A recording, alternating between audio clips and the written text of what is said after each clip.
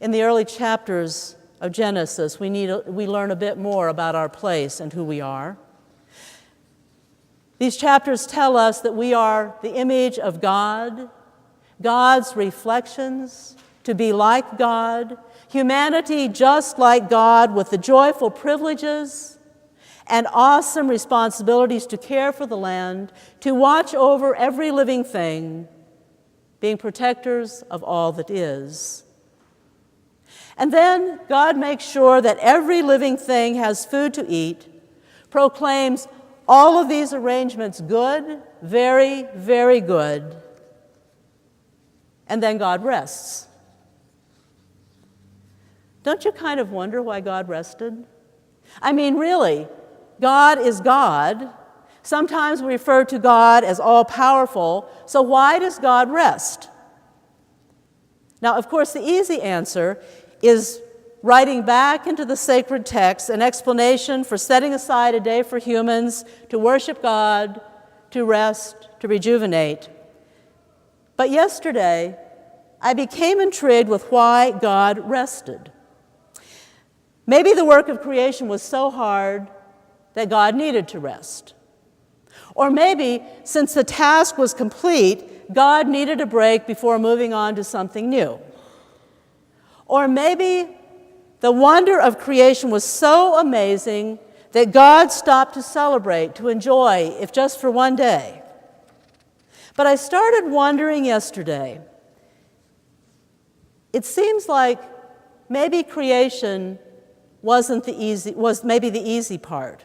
You know, like when you get a new idea and you work to set it in motion, but if you don't stay with it, the whole plan falls apart.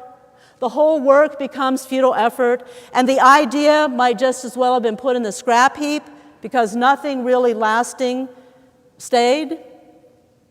So once everything was created, as awesome as it was, if God rested, what would happen? I started wondering if maybe God rested because God had new partners. New partners to help with all of the work, not just the work of sustaining what God had already made, but partners in shaping the ongoing creation as it moves forward. Now, if you've been listening the last months that I've been with you, you've seldom heard me talk about God as creator. More often, you've heard me talk about God as creative, the creative and creating God.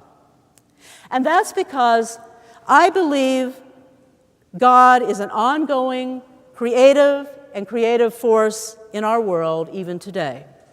I believe creation is not a one-time event, but is creative movement, creative energy reframing, reshaping what was, what is, and what will be as life moves forward. So maybe, with humanity created to be like God, God could rest. Because now we are God's partners, co-creators with God, part of the creative movement and energy in the world, stepping up to the responsibility given to us as life moves forward. God gave us the earth and everything on it and in it and around it, and then said, be responsible for it. May we live up to our responsibility, finding our right place, our right relationship with all that is, our right relationship with all that has been entrusted to us, our right relationship as partners with God in creating what is yet to be. As we find our place, may we learn to play in the garden of creation, delighted with the colorful diversity of it all, the wonder of everything that is, elated with the creativity within ourselves as it merges with the ongoing web of life. Will you pray with me? Creative and creating God, lure us into joyfully living in interdependence with all of your creation and with you. Draw us into our roles and responsibilities as lovers and protectors of one another and of all creation.